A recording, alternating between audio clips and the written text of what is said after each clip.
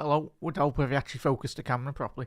How are we, Reds? Welcome. Obviously, if you are watching this on Sunday morning, well, it's technically Sunday morning now, but if you are watching it at a more reasonable, proper time anyway, in the morning, or whenever you're watching throughout the week, chock-a-block show, plenty to go through, bit about Wirtz, bit about Kerkez, but yeah, as you can see, we'll start obviously. Bit about some mad stadium name we'll certainly get to. If you haven't already done so and you are new around here, hit that subscribe button down below. Do drop a like on the video. Massively helps out. Absolute legends. Flooding Wirtz, bit about Kerkez. What have I put on the agenda? Yeah, obviously player of the month. Player of the season vote. We'll have a little gander. Manager of the season. New number 9 as well. Kerkez and... obviously, another other striker that's been potentially linked anyway, and we'll have our debates as well. Get your comments in as well. Let us know interaction. And if you are watching on the repeat, and I tell you what, if you do strap yourselves in, and hopefully you do enjoy the show because there's plenty to get stuck into, Reds. Anyway, but what are we saying on obviously the FA Cup win? As you can see from that little title above there, it's a win for football. That's all I say, really. It's a fantastic result, really. One that the whole football in Wales were playing that. I certainly was that Crystal Palace won it. Obviously Eze and obviously Glasner, since he's come in from the Bundesliga, he's been a revelation, really. He's a top manager, and the fact... and we'll get to obviously the debate that's been going on all season, or lack of quality in the Premier League, load of my backside. Yeah, this league has never been as strong as it is, and the fact that Liverpool won it this season it's going to be even more difficult next season, given obviously Palace have got European football now. Pretty sure they'll spend a couple more bob. Obviously, they want to be keeping hold of Gehi and obviously Eze and Mateta. So the main thing for them is if they can keep hold of their players, then I think that'll be absolutely fantastic in their regard as well. But yeah, let us know your thoughts in the comment section below on that. Did you watch the final? Yeah, it was and yeah, the screaming handball. It was a handball. I can't believe Wayne Rooney. Like, I suppose I quite chat what he was saying on Wayne Rooney on commentary. Well, not commentary, on the punditry team. Anyway, I like him. Just says it how it is, really. No nonsense. Straight cuts through the nonsense, really, and gets to the point. That's quite rare in regards to punditry as well. Very refreshing.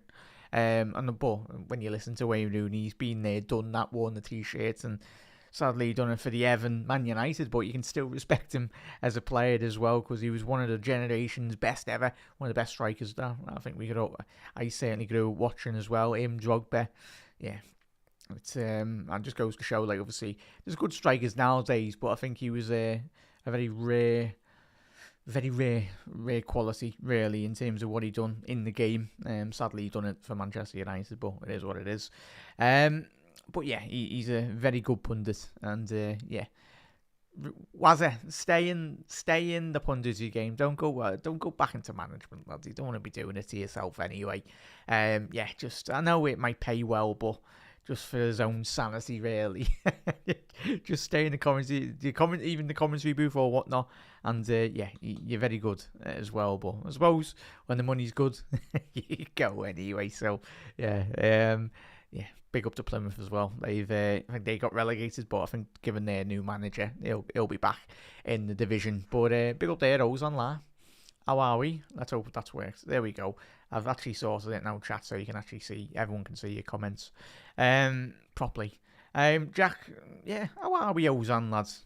How are we, buds? Did you watch the final, mate? Or chat, did you just watch the final? It was a good one. I think I watched like the second half, little bits. I was in and out anyway, obviously working and that, but yeah, it was just good. I made up. I'd like to, as long as it's not against Liverpool, might that be ad? You'd like Liverpool to win it, but if we get eliminated in any of these next couple of seasons as well, you'd like to see Liverpool win it. But it's refreshing. 120 odd years, first time Crystal Palace have won the FA Cup and a trophy, and just the sheer emotion as well. Really, like I think we've all seen the very much the the what's the name, the celebrations really. It's absolutely spot on really. Big up there, chat, Eric. How are we, lad? No, wrong channel, bud. Wrong channel. That's but yeah, I'm on both, bud. Anyway, and I do apologise. Did I start the show? I do apologise, everyone. It's at Anfield Road TV. I've done that many shows over the last 24 hours, so I do apologise, chat, if I did introduce it like that. But Eric, how are we, bud? It's not Anfield Index. It's Anfield Road TV. Welcome, buds, and thank you very much for everyone for popping over, really, and all that good stuff. And as I say, keep on saying, Reds, and anyone that's been a subscriber of mine for years. Massive thank you for all the continued support on Anfield Index as well. A nice one, Eric. It's good to see a couple of people popping over, which is all good. Very much appreciated, as always. But yeah, and obviously the celebrations did ensue, and that's what football's all about, really. Like, in terms of just, you see, like, parents crying, like, just young people and just older people. Like, I think I seen an interview with a 70-year-old or 80-odd-year-old Palace fan, and he was bloody crying his eyes out. You can understand. I bloody cried my eyes out when we won the Champions League. So, like, the adrenaline rush for, like, this as well. Like, I find it baffling, really. Yeah, don't apologise, Eric. All good. But like the adrenaline rush, like people say, oh, how can you like football? I'm like, mate, like that when that Origi goal went in, probably like all of us, we went berserk. But yeah, I was bloody crying. And even that Barcelona final, if you could bottle that like 15, 20 minutes of like the Barca second leg, like it's like being on another stratosphere, another planet, or another universe, really. It was like, what is happening here, lad? But yeah, what's Ozan Jay? Ozan, what, lads? I predicted 5-5 draw at Anfield when we play Palace, Jack. Ozan, and that's the main thing, chat. Hopefully they bring their trophy along, and we can have a trophy off. Well, obviously ours is a bit bigger anyway, but yeah, they can join our celebrations if they want, considering they did beat Manchester City in the final. But yeah, a top club, man. Like, if no one not watched, like, their fans, every single fan I see on social media, in terms of does media as well. Fantastic bunch, really. They really properly love the football club, every single one of them, and yeah, like all the scenes after it, and even it's one of the best, obviously, away days as well. Like Selhurst Park, one of the best atmospheres in the Premier League by an absolute country mile, really. Like, they appreciate being like in the Premier League. Obviously, there was a couple of seasons prior to obviously this very good spell that they've had in the league, but yeah, they were sometimes some seasons in and out, but it's great to see that they're properly settled now. You look at Mark Gahey, Lacroix, we mentioned him obviously on the previous episode we done this week as well. But obviously Mateta, and I'll hold my hands up, really, Reds, again. I started this season going, oh, Palace might need a striker, and I thought last season for Mateta was just a one-off. But the fact that he's gone back-to-back seasons with, like, what is it, 15, 20 goals or whatever he's got in the Premier League, it's staggering, and it's fantastic work from, most importantly, the manager, Glasner. And I think, obviously, I don't know if you've seen the post-match, but obviously you can see from the James Olcott's tweet this afternoon as well. I'll just make that bigger, so you can see it. Where's my cursor gone? There we go. I'll just make that slightly bigger so you can see it. But yeah, as you can see there, Oliver Glasner suffered a life-threatening brain hemorrhage that ended his playing career. So it's great to see, obviously, Glasner's with us now, and that's the most important thing. But yeah, just everyone's gone through battles in their life, and you never know what anyone's been under. So, like, yeah, it's just amazing. Life is a very wonderful, precious thing anyway. But yeah, it's and then obviously you got into football with Ralph Ragnick, I think that was, as well, and then obviously progressed quickly, and obviously that's what we just said. Seeing there, you can see above, they're in the Europa League, Reds. They are in the Europa League, and as obviously James Olcott just did allude to in his tweet there, that's a manager that's won the Europa League with Frankfurt a couple of seasons ago. That just goes like, could Palace be in the Champions League next season? I think they certainly could be, really. Because when you're deeper, look at the other two that are in the final this season.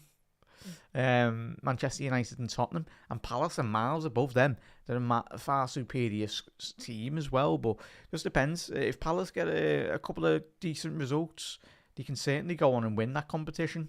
Keep an eye out for that chat next season as well. Palace in the Champions League, if they do well next year, if they win it, they certainly got the quality to do so.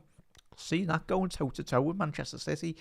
We'll speak about Wharton as well a bit later on in tonight's episode, Reds. But maybe if they sold one or two, like say if they did get rid of Wharton and Mark Gahey, then that's like what, $100 million between the two of them, possibly. And then you can just reinvest that in the squad and make the squad even better. So, yeah, it's the detriment to the league and how many top coaches are in the Premier. I think a lot of people do forget Glasner's experience in European football, his quality. But yeah, I made up for them. A very good bunch. And tell you what, it'll be a special night. That's what football's all about. Even if you can't win a trophy, but the fact that they're going to be in European competition next season. Chat, is that the first time you... No. They must... Chat, is that the first time?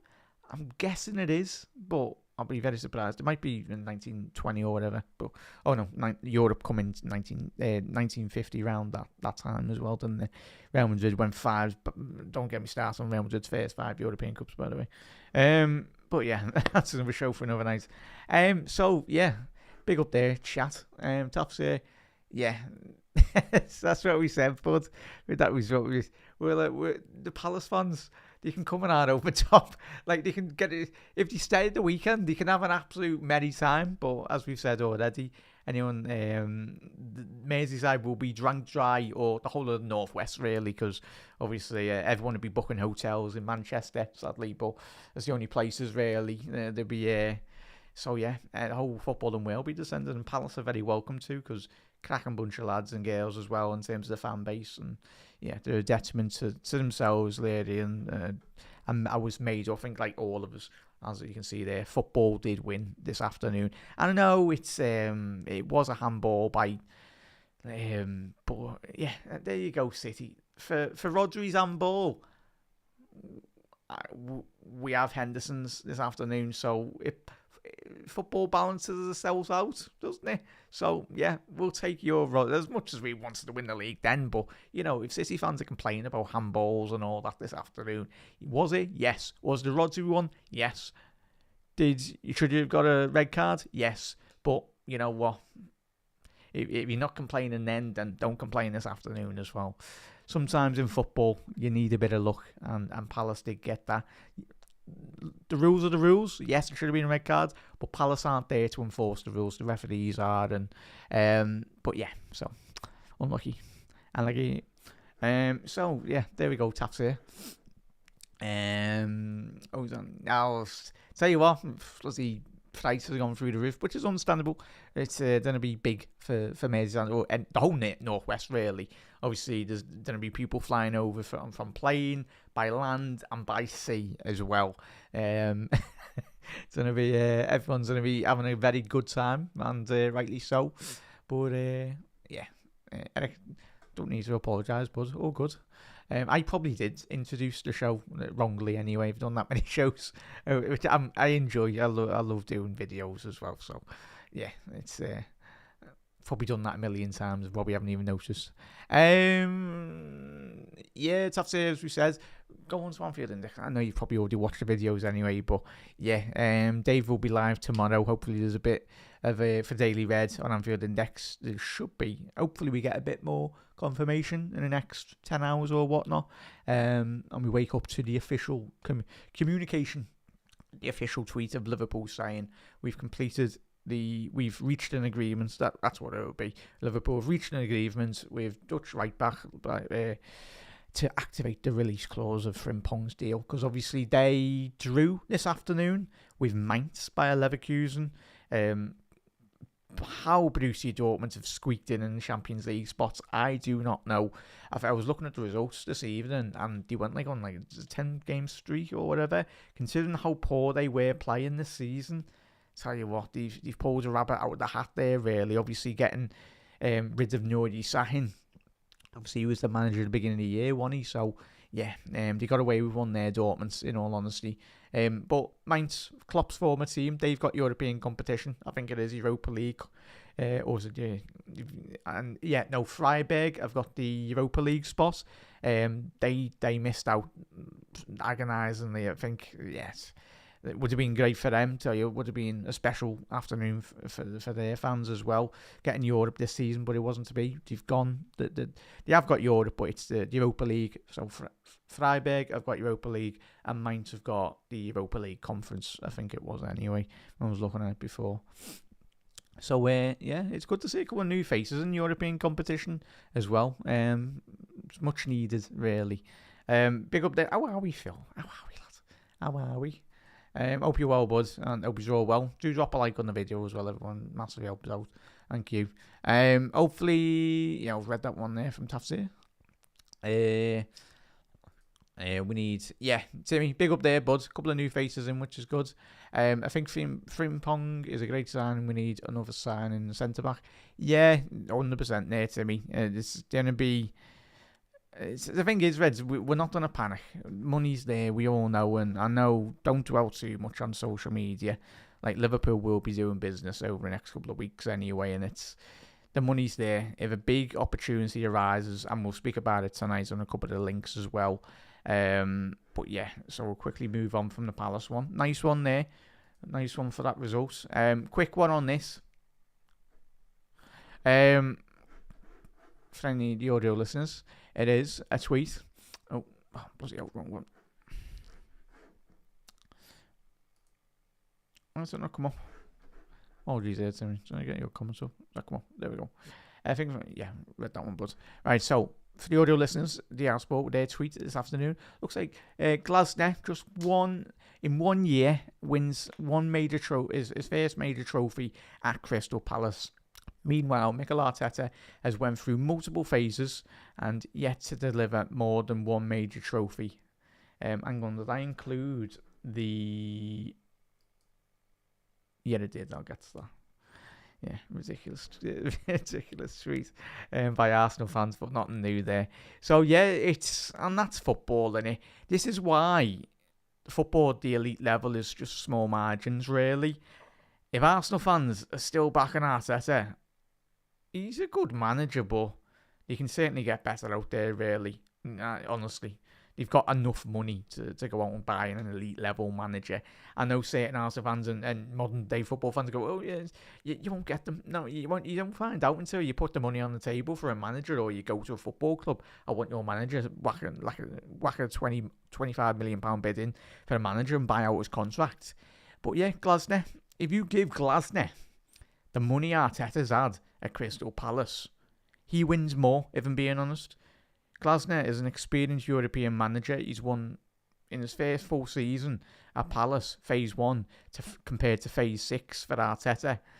It's one of them. And, of course, it's like Liverpool, but we ran City close. But what do? You go again. And the fundamental principle of modern day football, we get as fans, and even me doing YouTube videos all these years, you like to see a nice new signing coming in, but at the end of the day, it comes down to the coach in the dugout. So, like, I was listening to, check out Ian Graham's book anyway, How to Win the Premier League. I'm listening to the audio podcast, so I'm cheating, because I've got major dyslexia, as you know, judging from all the great spelling of the titles over the years. So, yeah, I've listened to the audio book, and it's very good. And, like, Ian Graham, just the stuff he was saying about Brendan Rodgers, like, the amount of poor decision-making from Brendan Rodgers at Liverpool in terms of, like, signings, like, his whole fascination of wanting to sign Christian Benteke, Brendan Rodgers, and all the data lads were going, no, Brendan, he doesn't, like, he's not coming up in terms of the database, or he's not even in, like, the top 3, top 10, but Brendan Rodgers was so adamant, and, like, the fact that it was Ricky Lambert, like, they went out and got Ricky Lambert for, like, 4 or 5 million, to the data lads were like, yeah, Sam, we'll bring him in, experiment with a target man. They brought him in, and then Brendan Rodgers went and got, obviously, and his reluctance to not play Andy Carroll and all that, it's absolute madness. So Glasner, if he gets 150 odd million, I tell you, this season, depending on if they sell Wharton and Gakey really, which I think they will, to very much balance the squad in terms of you've got to sacrifice, a bit like us with Coutinho, sell like maybe one or two big players and then overall improve the squad. So phase 6 Arteta, be phase 7 next season. And this great tweet from this like madness. It's as I say there, it's a must win. It's must win for Arteta and Arsenal next season. Even in a League Cup or an FA Cup, it's still a trophy. Like a club like the size of Arsenal can't be going with all the money spent. It's like trophyless. Like, and this is why I do think a lot of the clubs in the next couple of seasons, and I made up Liverpool won like the League Cup and the FA Cup over the last couple of seasons as well. Like that cup double was amazing. Of course, we nearly done the quad. We were like 2 matches away from winning football, like winning all 4 trophies as well. But yeah, like and this tweet like from an Arsenal fan, like fair enough. Like Arteta has never won a trophy, but don't include the 50p's, mate. Like I think I've got a bigger dinner, like well, not quite bigger dinner plates down there. I know I love my food anyway, but like it's like that 50p, mate. Don't be including that. A club like Arsenal, I grew up in the younger generation, or just general anyone that's watched Arsenal, like the great legendary teams under Arsene Wenger, like Pat Rice and all the great people that made Arsenal, like in terms of you just yeah. They spend like 200 million. They can't be getting out the league. Well, it's going to be Battle of the Dinner Plate in a couple of weeks' time when we play Crystal Palace. But that'll be a celebration of football anyway. And I'll be made up anyway if we win another 50p anyway. Well, I suppose. But yeah, a club like Arsenal should be striving to win the Premier League and the Champions League. But it is what it is. But yeah, that tweet has got 1.7 million views, chat. Like, and it's got 17,000 likes. Is that all Tottenham fans liking that tweet or something? Like, it must be. It must be all Tottenham fans, because there's no way 17,000 Arsenal fans have liked that tweet. Nah. Yeah. Arsenal. Yeah. And as you can see there, titled this section, pre-drinks. Looks like the Liverpool lads are still partying. I tell you, like, where's our invites? Like, I tell you what. Well, our invite is on the bank holiday Monday. But I tell you what, we're going to get 7-8-0 against Brighton, and we're going to love it. We honestly will love it because we've won the league. But I'm made up, and there's nothing I love more than seeing our players happy. They deserve it, and especially what they've done this season. And I tell you, our pre-season's already started now. The lads are on the bevies, or they're just enjoying themselves. Like, it's going to be so refreshing for the squad in terms of... I don't even know where this is. This is probably maybe in Dubai or wherever it is. Probably Big Virgil's gaff. You never know. But wherever it is, they're enjoying themselves, and I think we're all made up. We're proud of them, and if there's a couple more celebrations before Monday, well, probably celebrating already now, and rightly so. Be interesting to see who the DJ is. It's probably Virgil. Chaz, who do you reckon the main DJ is amongst the Liverpool squad? I know you've done a load of media videos, but I think it is like Virgil, and everyone. There's been a couple of slide digs from certain players saying that they've got awful taste in music. But yeah. It's but lads, enjoy it. We're getting to the funny little section here anyway, but let's get to all your comments. Some fantastic naming of stadiums.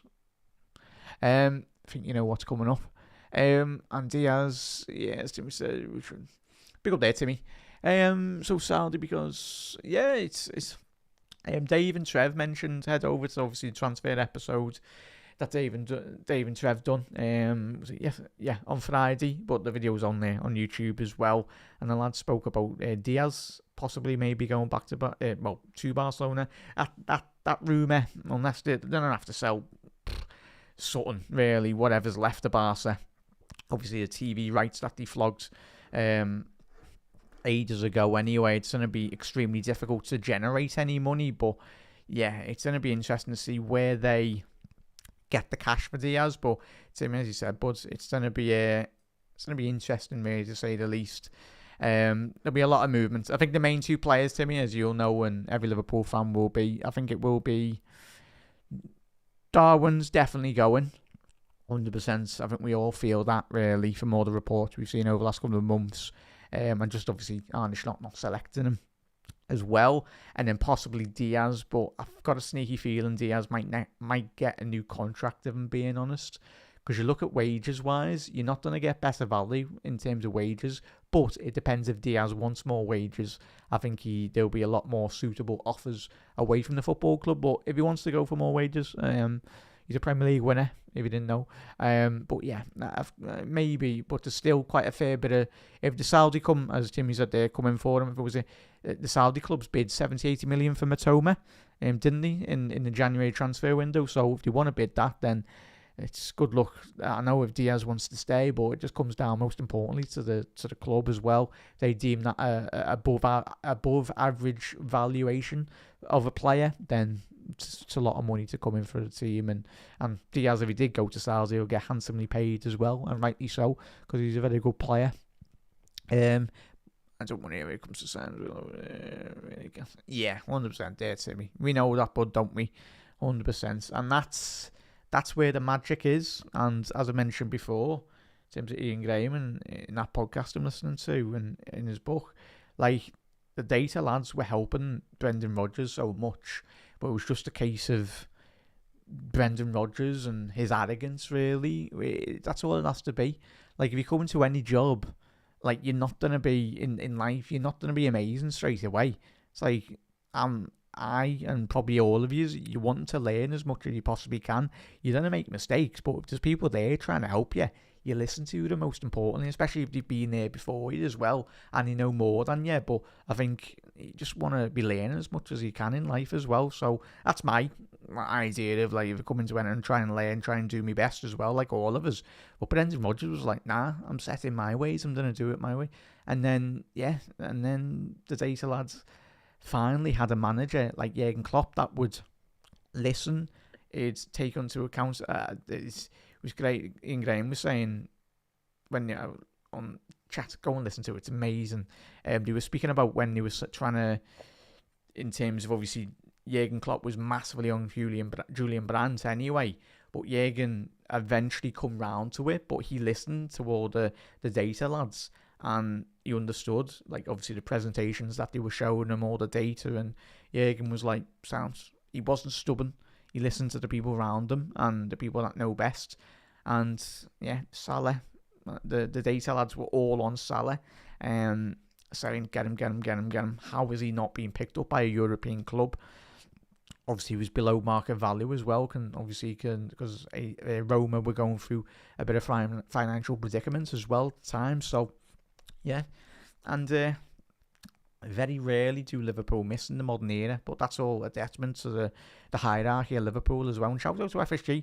They made their mistakes, and I've criticised them in the past, but what they have done now, they've learned, and they've got the right people at the football club now.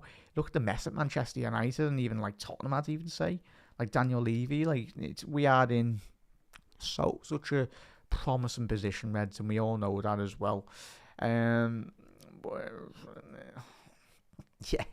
it's and Arsenal might win the league next season, but don't be going mad if you're top of the league, Arsenal fans, like, next season. Like, Man United were top of the league more than Arsenal this season, and that's a stat for you. That Man United were top longer than Arsenal this season at the Premier League.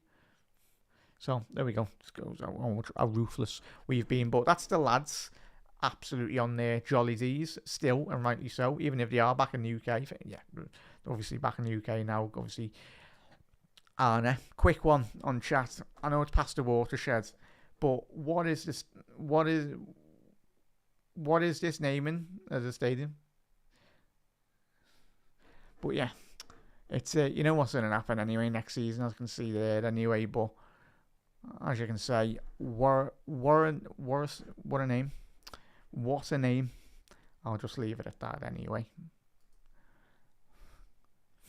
Would have thought they would have actually taking a bit of time to think about it. But yeah, pick up their chat. But the main one, the big news this afternoon as well. Saturday midday, we had it. Jeremy Frimpong poised to undergo medical. That will be over the next 24 hours now. Obviously, we're into, so possibly maybe the latest will be Monday midday, mid-evening as well. Obviously, Liverpool, as we said, what a signing, Reds. What a signing that is for the football club anyway. Ozan, check it out, buds. Everyone, check it out. It's a very good listen. Or even read anyway. I implore you to. I'm listening to the audio podcast anyway. It's a good couple of hours, but fully worth it, lads, just to get an understanding of like the background really of like the. Obviously, Ian Graham's I think he's no longer there, the football club, but obviously the way he speaks about Michael Edwards, obviously he says, Edwards had quite a lot of arguments, but it was good arguments. It wasn't it wasn't bad ones. It was like they were trying to debate amongst themselves and try and get better results as well. But yeah, it's very fascinating. So yeah, Ozan, check that out. It's How to Win the Premier League. It's on Spotify anyway. So if you've got a Spotify subscription, you can listen to a couple of audio podcasts. As long as you haven't been listening to any audio podcasts, it's on there on Spotify. You should be able to listen to all of it anyway. And I didn't know he started his time as Tottenham's data guy as well. Obviously, and he goes on to say how FSG recruit like managers and players. But Ian Graham said that they done the paperwork really, done the legwork like even a good couple of months before. And Ian Graham, it wasn't until like a couple of months after he went, they were tapping me up, weren't they? Or they were doing the bit of the groundwork on a potential employer as well. So, yeah, they know what to do in FSG. I'm telling you. And I know I've criticised them in the past, but, yeah, they've eventually struck gold now. They've got the right people, even, obviously, Michael Edwards, top of football and operations for FSG. But the fact that he went and got Richard Hughes, who's... not surprisingly, because but Michael Edwards massively trusts him to do a job, and yeah, not too bad. So yeah, Ozan, check that out, bud. It's a very good read or listen anyway. Big up there, Jav. How are we, la? Liverpool go strong. Yes, we'll be back again next season, bud. We'll be back again. Hope you're well, mate. To be said, but make sure to drop a like on the video as well, Reds or any rival fans here. You're welcome in anyway. So yeah, check that out. Yeah. But yeah, that's the thing. Even if, and Timmy, we've got a section. Oh, is that coming up? Yeah, we've got a section on Kerkez in a little moment anyway, this evening. So bear with us on that, Reds. I asked no favour in the quads. It's the thing that like Arsenal pale in comparison to what they used to be under Arsene Wenger. Like that squad now, like you look at it back in the early 2000s, like the amount of leaders there. But it's just the way they act. I get they're a young side, but you'd think that they would have learned over the last 2 years. Like, don't, like, this celebrate. It's me not, I don't think any of us are saying don't celebrate. But it's the fact that just, like, even the game against City this season where, like, you got Lewis Skelly, I know he's a young lad, but, like, just celebrating, like, too arrogant, really. You've got, like, 10, 15, 20 games left in the season. You're celebrating like that. Like, you see with our lads this season, they'd scored a goal, yet they'd celebrate, but it sound like proper Neil Warnock now, innit? But that's it, like if you don't celebrate, at least win the league at the end of the season. If you don't over-celebrate, it's, but they just never learn, like, yeah, the Petits, the Henrys, the Lundbergs, the even Van Persie went and left them to go to their arch rivals and won a Premier League 12 months after as well. So yeah. I'll be here all night if we're speaking about Arsenal anyway. Really do me head in, because I know we all know the potential of that football club. That's the main reason. So much potential in that football club, but it's just completely wrong in terms of the infrastructure, the hierarchy as well. It's just lack of mentality, really. Joss as a go, possibly Buds. yeah, big up there, baseball. Happy days there, lad. You never walk alone, mate. Thank you for tuning in. And if you are new, hit that subscribe button as well. Best day of... Big up there, Steve. This is Anfield. Best day as a Liverpool fan. Firmino, first summer transfer. Firmino, I wish he'd come back. Well, he's available. Bobby, if you want to come back. And he's obviously a massive Liverpool fan anyway. Was it? Maybe. Nah. Sadly, he won't come back anyway. But I've got a feeling he might go to like a club like Inter Milan. I know he's been linked with a move to Flamengo, I think it was in Brazil. But yeah, Bobby's made all that bank anyway in England, and just deserves to go back to his family and just see all of his relatives and yeah, just relax. But and probably Bobby will be back to England soon because yeah, he loves Liverpool. But go and enjoy yourself, mate, in Brazil, Bobby.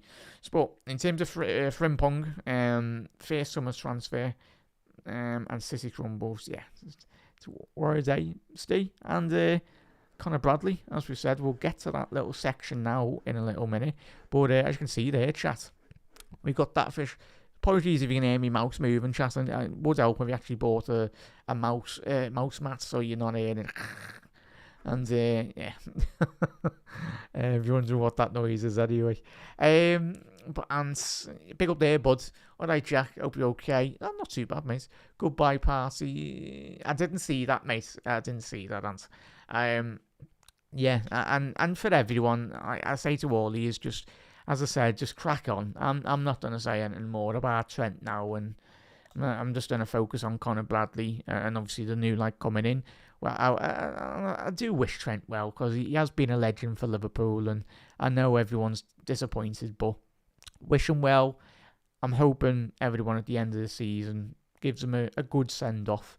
Not an amazing send-off, because I don't think, because everyone would be like that. But what we should do, as Arne said already in his press conference, just leave it at that. Leave it at last week anyway, and just move on. And if you don't want to applaud him, don't applaud him. But I personally... I'm just gonna crack on really, and it'll get us frame, and yeah. But sadly, hopefully, the main thing that we can do, like we're all disappointed, but the main thing Liverpool can do in the next couple of seasons is just win trophies, and obviously Trent to be disappointed, but hopefully we do beat Real Madrid in the Champions League and we get them, and we show him what he could have had really in the next couple of seasons, and he'll be disappointed, but he's going to Spain for a fresh challenge. To blame him for the weather, really. He's going to be going with his mate Jude, but it's just himself. Like he's human at the end of the day as well. Everyone, and he'll be disappointed what happened last week. But yeah, I personally wish him well anyway, and hopefully he does really well for Real Madrid, as long as it's not against Liverpool. But it'd be good, just reset really, a reset for them. And just a sunnier climate, and obviously a bit more of a reset for him as well. So yeah, that's me personal. But yeah, as you said there, and it's yeah, no, you'll be having all the media PR spin from Marker and all that, but we know what they're like. Yeah, if you want to give us big up there, Mazzy. Liverpool signed the quickest right back in football. Who do you think LC will sign next? Give us a few names. Yeah, obviously one of the most electric, certainly up there. Obviously up there with the level of Kyle Walker. Pete Kyle Walker, bud. I'd like to see Wharton. We'll speak about Kerkez as well, as you can see in the title and everything. But I'd say maybe 3 more signings Liverpool will make. But it massively depends on who Liverpool do lose. So if Liverpool lose Bobby, I keep on saying Bobby. Love you, Bobby Firmino. Come back, lads. Luis Diaz, Nunes, Harvey Elliott if he goes. And then obviously it's going to be so much of freeing up wages. It just depends though. But if there's an opportunity there, Mazzy, nice one for your comment, mate, and nice one for everyone for tuning in. And hit that subscribe button if you are new as well, Red. So, Mazzy, I'll pose that back to you, bud. Who do you think? Who would you like to see Liverpool sign? Makes the actors. Yeah, we're all and Trent will get, and we're all disappointed. But as I said, personally, me, I'm just gonna crack on. Really, we just signed one of the most best up-and-coming full-backs. Obviously, he's 24 now, and the great thing is, and we'll move on, but we should have a confirmation tomorrow or this morning, hopefully if we wake up. But if not, it'll be early Monday, I do feel. But nice one there, Frimpong. But his personality is infectious, really. He's a great sound geezer, really, sound fella. He's going to be a great addition to Liverpool squad, and certainly, it's an absolute steal, by the way, chat. In terms of I think the exchange rate comes in at 29.5 million for a player of that quality in this market, in this world of football, like finance and everything. No wonder Liverpool have jumped at the opportunity. But Arne, will know himself. He knows absolutely everything about probably most Dutch players. So, is any up and coming Dutch players that want to play for Liverpool and they're good enough in the future as well? I think they will come. I don't think Liverpool buys Xavi Simons as well, by the way, Chas. I don't think we will. But if we can't get Wirtz, we'll get certain fella from Manchester City, I do feel. And we'll get to that in a sec. But quickly moving on. What a fantastic 24 hours it's been as a Liverpool fan. So we've had the Frimpong announcements, and I don't know why. Apologies there, chat. Apologies there. Sorry, the comments keeps on coming up anyway. I think that's from the last stream. But yeah, Conor Bradley today signed a new long-time contract. Chap, was it? I think it was 4 years. And I know everyone was losing their mind, going, "Oh, why is it 4 years, not 5?" But the main thing is, for Bradley, I think he would have signed. It might be one of those contracts, I don't know, but quickly touching on that Frimpong, I think it's a 5-year deal for Frimpong, with a possible addition for an extra year as well. And hopefully that is similar with Bradley. I'm not 100% Reds, might have to clarify, but hopefully get a bit more information in the next couple of weeks if that is possibly it is a 4-year deal, and you'd like to hope Liverpool have put in the form of the agreement of Liverpool maybe possibly triggering an extra year. I'm hoping that is the case with all the contracts Liverpool signing, even if we can get Ibu over the line. So yeah, it just safeguards really Liverpool for like, even if a player is injured at the back end of their contract, then or if they're doing what Salah and Van Dijk are doing over the last 12 months or in their career at Liverpool, then you can activate an extra year in the contract as well. So yeah, fingers crossed. I'm made up, chat. Conor Bradley, he's been absolutely phenomenal, and he's only 21 years old. So, and that's what's fantastic, chat. I was looking at the in regards to the both player profiles as well today, and he only tweaked, like, say, Frimpong's 24 now, will be 25. I think his birthday's in December.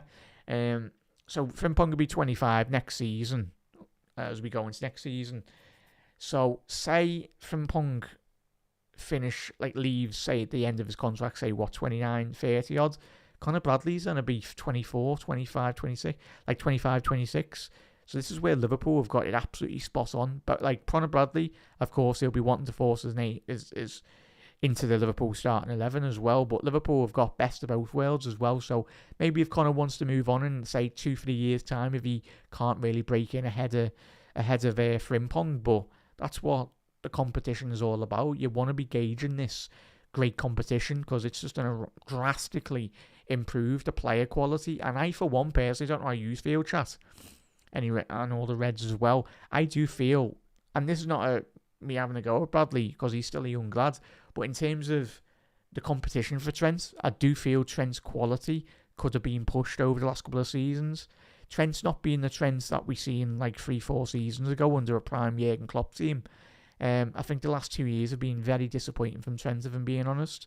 And I think he's lost that hunger, maybe because he wasn't properly getting pushed. But Conor Bradley, he's going to be giving you a lot more options. And even, say, if Salah, when he goes to AFCON, Frimpong will probably go right mid or right wing anyway, down the right-hand channel for a couple of games. And in steps Conor Bradley, but in steps Conor Bradley for the FA Cup games, for the League Cup games, and even the games that Frimpong, hopefully, he's not injured.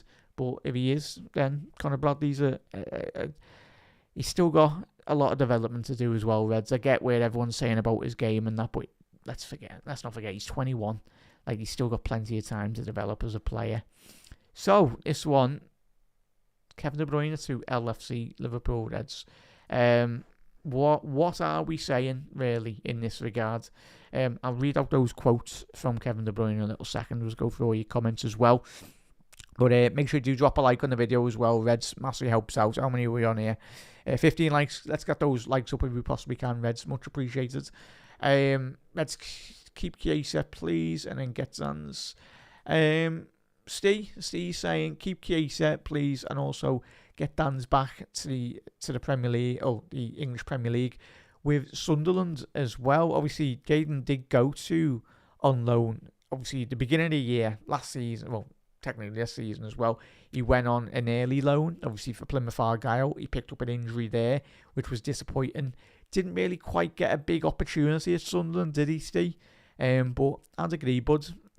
Obviously, Sunderland will probably spend quite a fair bit of money, but if they don't, and that's the main thing, if Liverpool are going to be loaning out players, especially some of our top young talent as well, in terms of maybe Rio Nguma as well.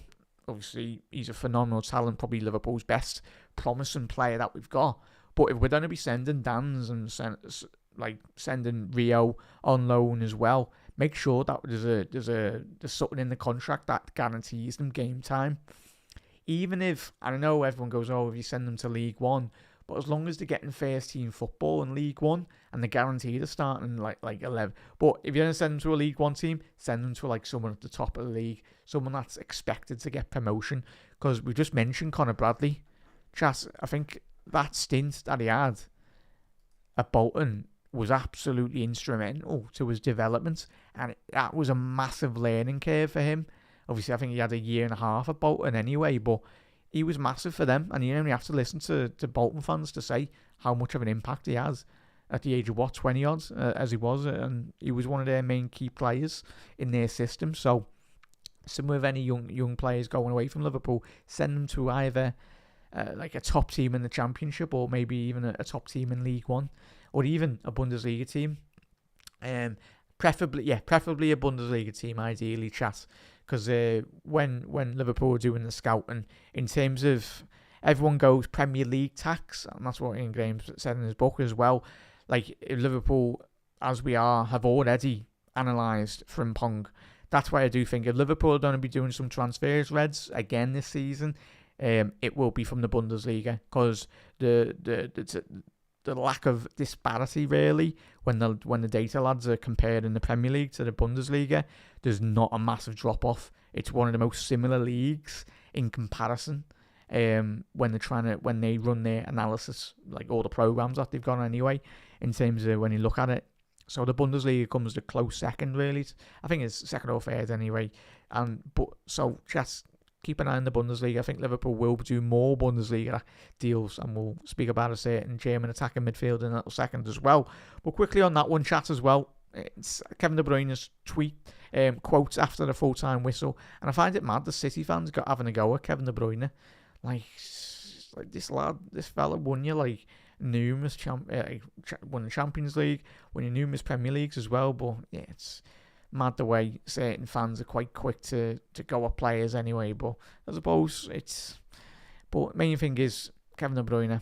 As you can see, I'm speaking to clubs about my future. Yes, he was asked by a reporter in the mix zone after the full-time whistle at Wembley.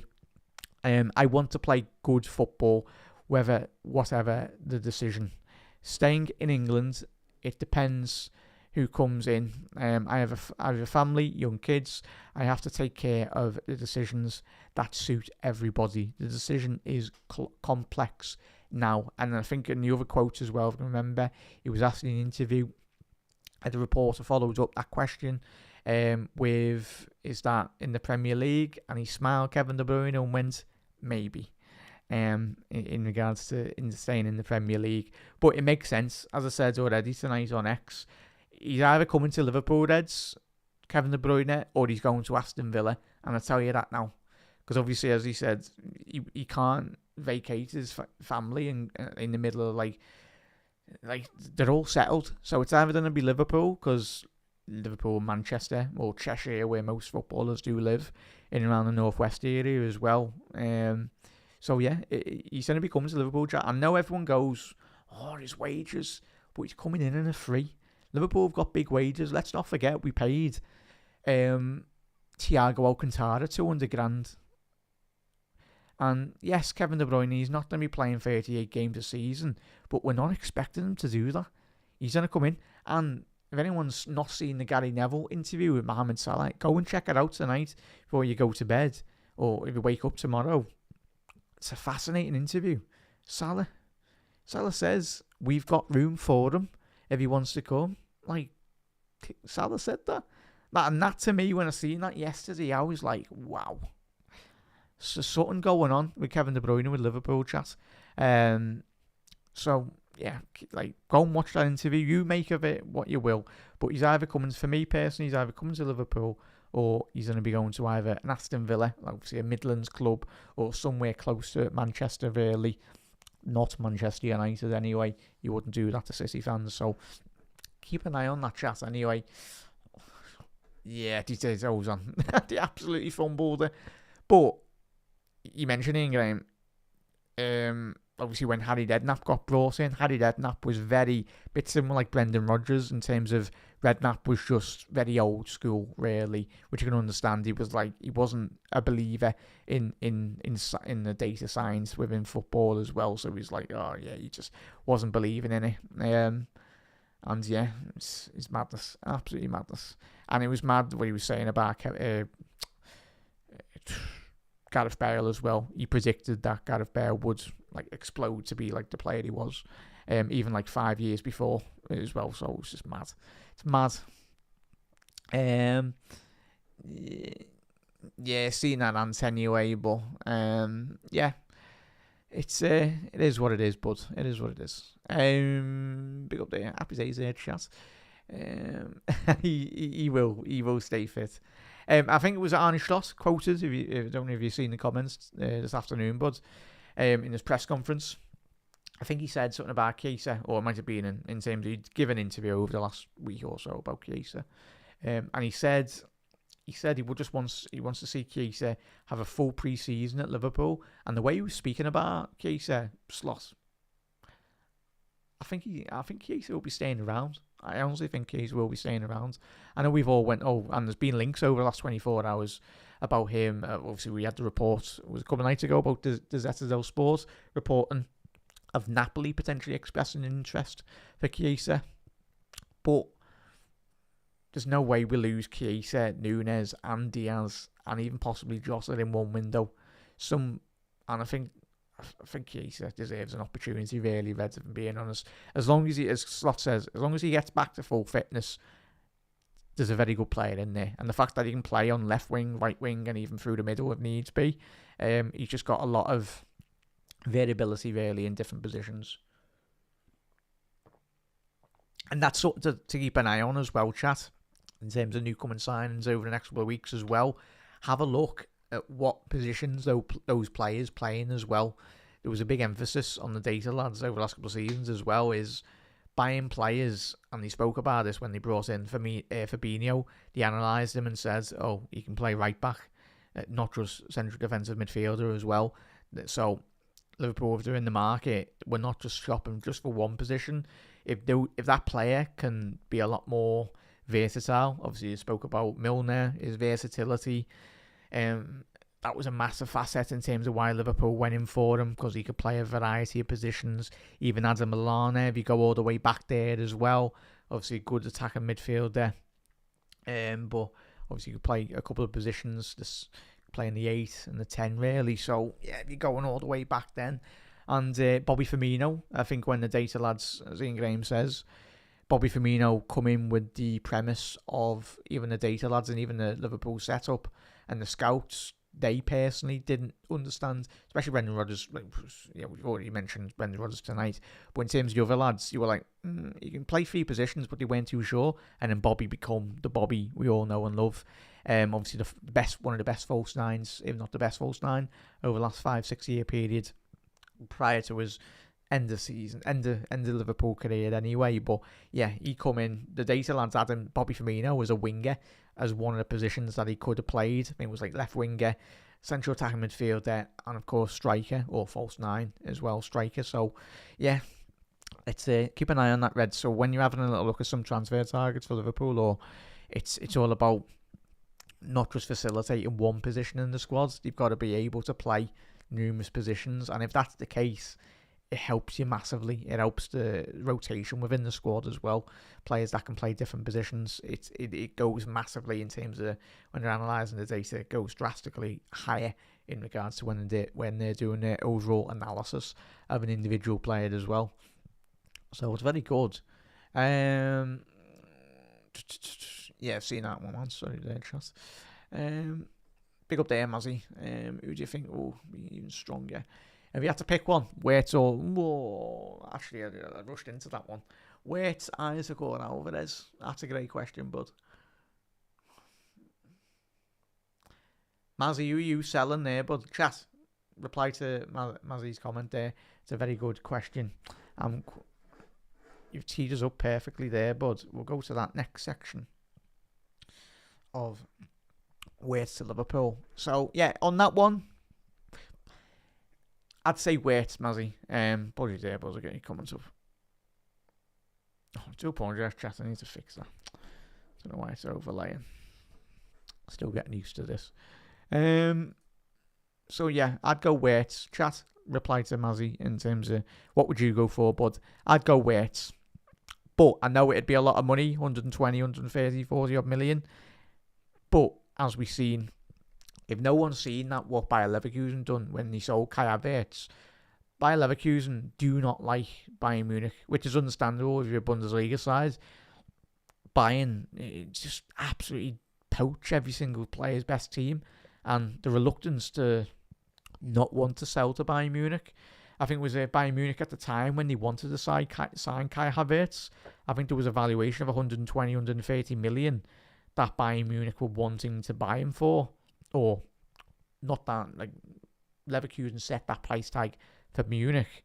But then eventually it turned out a couple of weeks transpired and he went to, was it Chelsea? For like 70, 80 million. So like 30, 40 million below the reported alleged transfer fee. But I think Bayer Leverkusen, maybe if they can knock about 20, 30 million off, not that they will, but if they could and they wanted to and they believed in Wirtz, I think Bayer Leverkusen are a very top side, a very well-run club as well. They let Xabi Alonso go, didn't they? I don't know. I think Real Madrid must have bought out his contract, but they didn't stand in Alonso's way, and they wouldn't stand in the way of Florian Wirtz. If he turned around and said, "I want to go to Liverpool," can you not outprice me of a move to Liverpool? They might be a bit lenient. They might drop a certain 10, 20 million. Especially if they knew he was going to England as well and he wasn't going to their title rivals, which they are now as well. So, yeah, you can understand why they're doing that as well. As baseball's gone, Alvarez to Liverpool. We'd love it. We'd absolutely love them buds anyway, wouldn't they? Ozan, get to your comments in terms of Bajcetic as well. Chuck, you won't get any comments in, Chas. We'll get to as much as I possibly can. But as you can see there, Wirtz to Liverpool. The latest in regards... might get a couple more developments if you do wake up, obviously in the morning. Obviously recording this late Saturday, early Sunday morning anyway. But there might be fresh developments. But it was quite telling, as we've alluded to. The Bundesliga games have concluded, as we spoke about. Obviously Dortmund getting in the top four of the Champions League. So Florian Plettenberg, obviously one of the Sky Sports German correspondents, Uli Hones, I do apologise on these German pronunciations. I can barely speak a word of English half the time. But I'll give it a go. So there we go. On the negotiations of Florian Wirtz, I think at some point we'll provide you with facts, not more speculation. Obviously, I think he's one of the higher ups at Bayern Munich as well, by the way, chat. So at some point we'll provide you with facts, not more speculation. Bayern Munich remain optimistic about completing the transfer of the 2005 or 2026. Nothing has changed. The first official offer is expected to be submitted next week. Man City and Liverpool are still there and want to stay involved as long as Wirtz hasn't signed for Bayern. Both clubs are planning to submit offers as well. The Wirtz family were in England last week, mainly because of Liverpool, as reported on Friday. And chat, that's the big thing. There's no way Florian Wirtz's entourage, i.e. his mum and dad, it's quite refreshing that. The fact that he's got his mum and dad as agents and not like some fella that like he's taking a commission off. Like he's given the commission to his mum and dad, which is good. If I was a footballer, I'd maybe do the same, because you can trust them really. Obviously with agents and too much money is going out of football. That's another show for another night. The amount of money leaving the game is ridiculous. And then Uli Hoeneß on Florian Wirtz after the Bayern Munich game. I am not supposed to tell you now. You've been writing nonsense for weeks about him going to Manchester City, even though he was at Liverpool. We'll provide you with facts at some point, not with more speculation.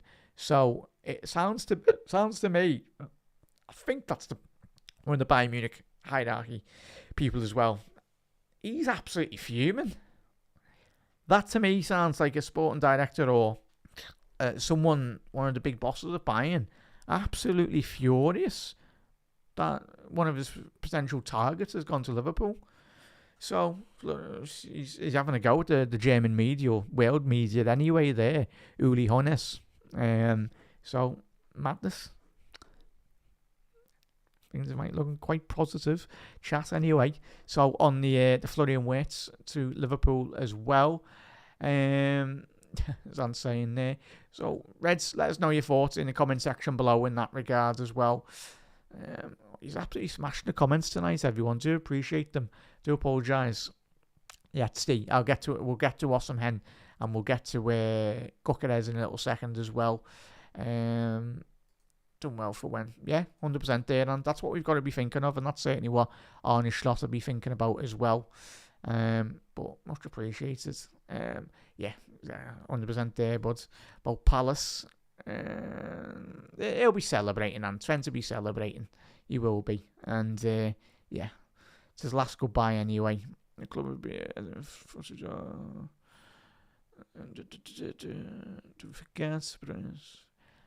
yeah, they're very good mates, Virgil van Dijk and Kevin De Bruyne as well. Wouldn't rule out, I suppose, there, and in regards to Kevin De Bruyne, it's a good shout there, mate. And so yeah, especially Champions League football, it'll be I'll tell you what, they'd probably love it in Newcastle. It's a very welcoming city as well, big football club, and yeah, but I suppose he's got to get past Murphy anyway. Obviously, Jacob Murphy's had a fantastic season.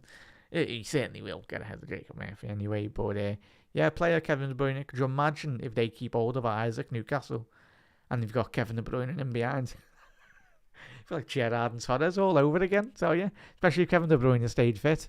That would be something absolutely, that would be crazy to say that. But yeah, 100%. Milan should be, for me, yeah, 100% there, but should be good. To be honest, stay. FSG are one of the best owners out there, and I'll tell you that. And there's people still don't believe it. Go and listen to Ian Graham's book anyway, man. The amount of data work, like they've made mistakes, and I've learned that as well in terms of like FSG. I've criticised them over the last couple of years, but they've learned and they've made Liverpool a much better football club. Like they've made the mistakes, but they haven't made the mistakes again. They've learned from them and they've made the football club better anyway. But as I'm saying, he would pick Isaac out of that as well. But yeah, it's mad, innit? But I suppose 120, whatever it would be to get Isaac or Wirtz in, you're getting two world-class players anyway. Obviously, with Florian Wirtz, he's what? 21, 22 anyway, and he's going to develop even more anyway. So yeah, it's about 70, 80 million. That's what I think might happen, and they've done it with Kai Havertz, so hopefully they do it with yeah, they're one of the best academies, or best infrastructures in terms of their analysis, and it's just as a football and operations, really, as you said. I'm a bit surprised DRB would have been nice to see him in the Premier League, but I suppose obviously the money was too good to go over to Saudi. But he's still a young player, DRB. I think he was at 26, 27. He still could come back into a big European club anyway. But yeah, Havertz, Bailey, now Frimpong. There's probably a load of other players trying to remember as well. Yeah, you had some very good players down the years, obviously. Yeah, so Reds, let us know if you can remember a couple of other Bayer Leverkusen greats anyway. But big up this season is for the underdogs. Yeah. Anshavir. Hope we pronounced that right, mate. Do apologise if you haven't. But yeah, this season is it's one for the underdogs. And as we said at the top of the show, but if you want to rewind, or if everyone's just tuned in anyway, we spoke about congratulations to Crystal Palace, and yeah, big up there, Pillar. You need to change your profile pic, lad. You've got Kylian Mbappe in a Liverpool kit. It's not 2024 no more, bud. but welcome, mate. Should be in a Real Madrid kit because that's where he plays. But yeah, for us. But yeah, big up there, KK. Great for us, but Putic, yeah, 100%. Life is just great for us. Putic, yeah, it's going to be amazing, mate, isn't it? We've had a very good season. It's going to be a very good season next year. So that was the Wirtz to Liverpool. Latest, obviously, the Wirtz story is developing every single day as well, chat. So one to keep an eye on. But one thing we've learned from those comments, the Bayern Munich hierarchy are absolutely fuming that Liverpool spoke to his representatives. I'm telling you that, chat, now. Florian Wirtz doesn't travel. His mum and dad don't travel to Merseyside or to the northwest to not be like very positive in discussions. You must be very respectful, and yeah. I think you might be good with it. I don't know nothing, but I'll tell you. Oh, what have I done there? What is it? Kevin De Bruyne and Wirtz attacking midfield depth for next season. Bosh. Yes, please. We'll take a bit of that. So that was it. So we'll move on to a little bit of Kerkez news as well, chat.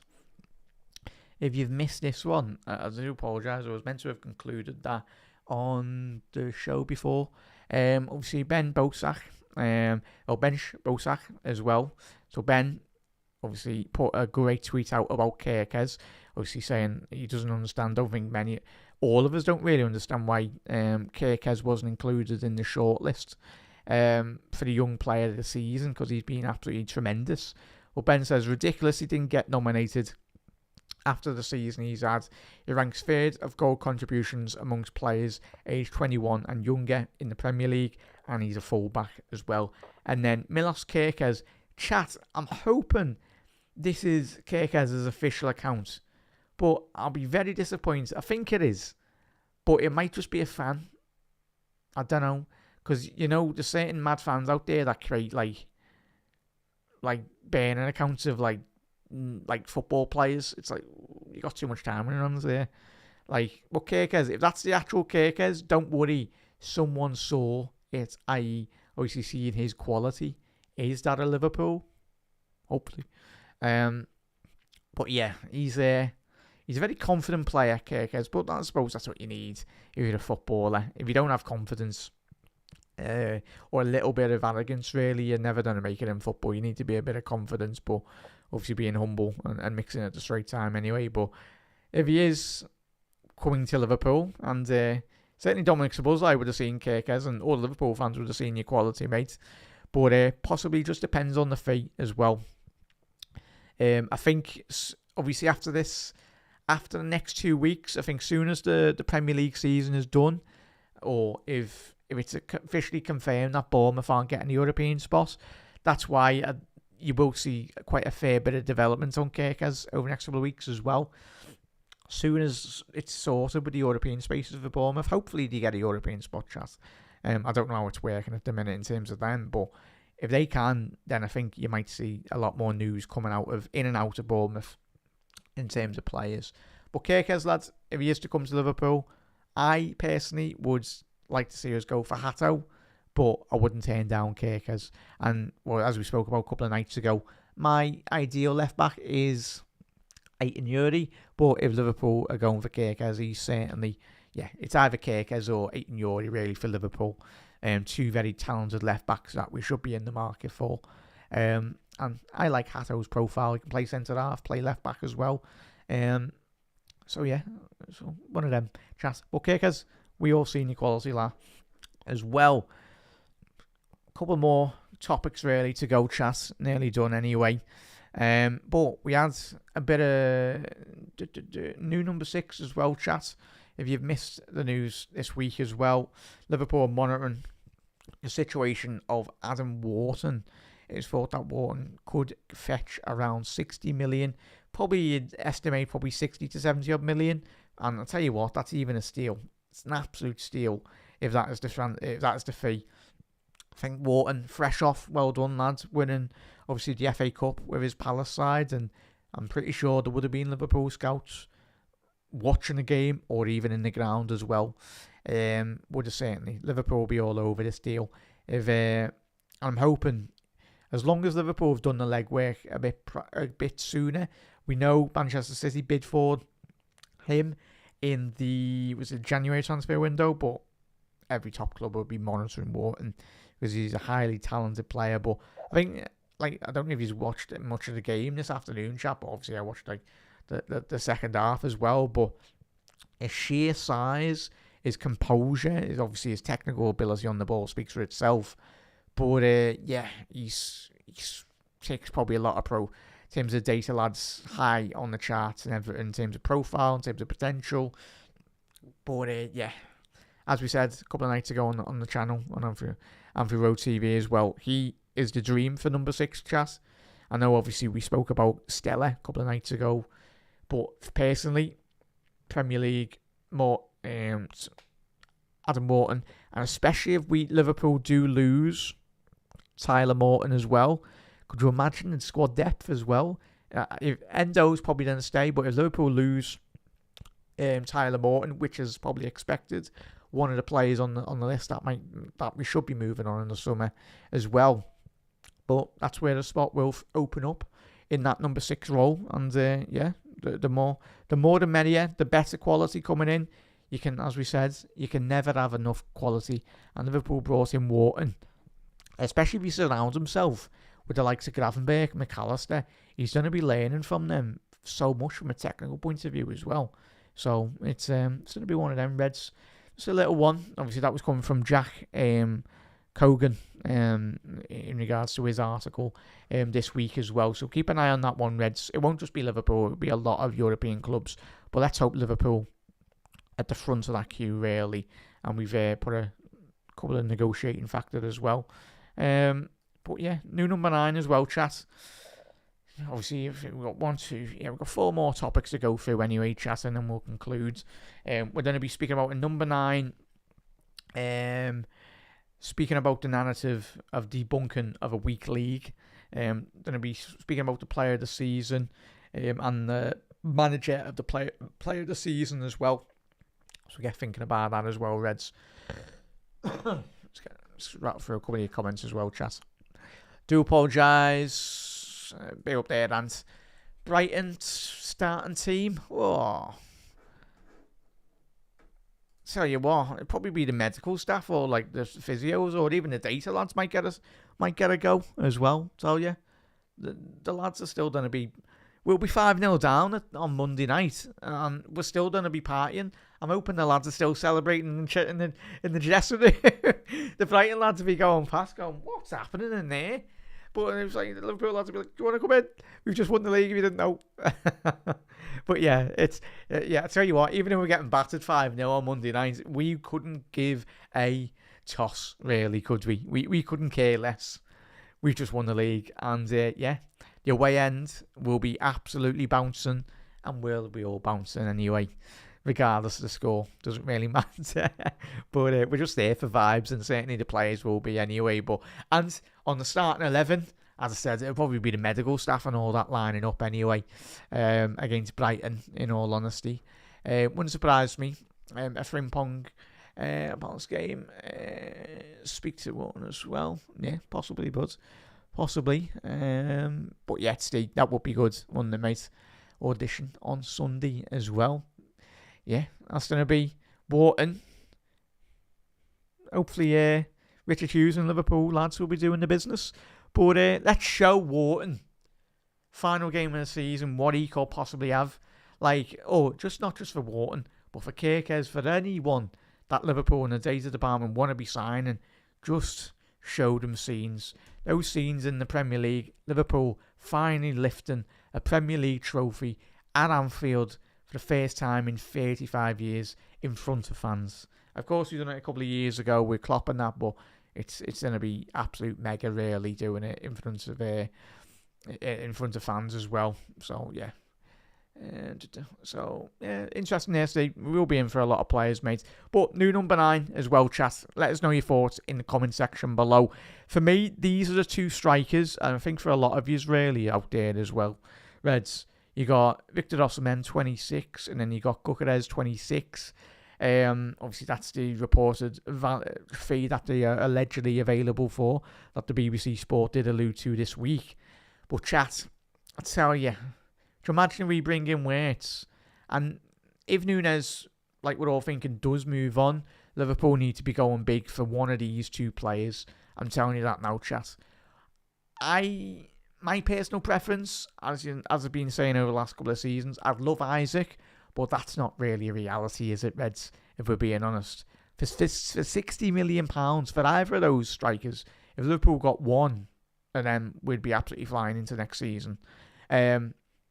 Love both, but never going to happen anyway. But yeah, the evaluation for both of those players. But mainly, I love Kerkez. Like from the highlights, I haven't watched every single game of Sporting Lisbon. I'd be lying to you.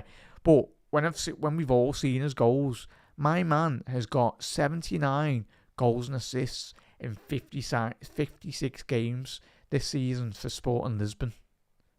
It's absolutely staggering. If you've not seen this, lads, his running style, that even when he's out wide, he's got that physicality. I think he's got, and this is what I find absolutely baffling, like, how did no one get him before Sporting Lisbon? And this is what's mad. Like, the data, lads, there must have been a load of data out there. But the fact that no one in the Premier League got him before he went to Sporting Lisbon as well. Big up there, JJR. Big up to see a couple of new faces as well, chat. But if we lose Núñez and possibly even Jota, chat, if a bid comes in for Jota, if I'm being honest, I love Jota. We all love Jota. But for the last 5 seasons, we've had the same conversation. If Jota stays fit, he's absolutely a phenomenal striker. But when you look at the data be there over the last 6-12 months as well, when he's just picking up more niggly injuries, really, it's like, I think personally we could get 50-60 million. I know Jota's 28, but you're looking at Aston Villa, they're desperate for a striker if Ollie Watkins leaves. Newcastle's still in the market if Isaac leaves as well. Wolves, Cunha's leaving there. They might go back in for Jota. So there's still we could easily get 50 million for Jota. And if that's the case, go out and get an Osimhen or a Kerkez, if I'm being honest. Or if not, get both of them. Depends on the wages. Just depends how much money you can generate in terms of players going out to football club as well. But yeah, Liverpool are not messing around already. We got Frimpong in. If we can get Wirtz over the line, amazing. But why shouldn't we be in for either one of those 2 players? Like we should be, and I'm pretty sure we will be. And I know I've said this season over the last couple of months as well, like I'm a bit scared of this Portuguese league after Darwin Núñez. I think we all are. But whatever league, it doesn't matter. Like, those figures are absolutely staggering. Absolutely staggering. And you're buying a player at the age of 26, 27, where he's going to be going into his peak years now. Both of those players. Champions League pedigree for, obviously, Osimhen. He's won the Italian league the year before last. Yeah, I think Osimhen will end up at Chelsea, if I'm being honest. I think we all know that. I think he'll end up there. But Kerkez, £60 million. I know he's been heavily linked with Arsenal, but yeah, Liverpool, go out and get that, lads. Especially with losing Núñez, possibly maybe losing Jota, possibly losing Diaz as well. Go out and get the best in the business. And the main thing is, tell you what, if Liverpool could maybe, say, in a dreamland scenario, if Liverpool brought both of those players in, whoa, wow. Wow, wow, wow, wow, wow.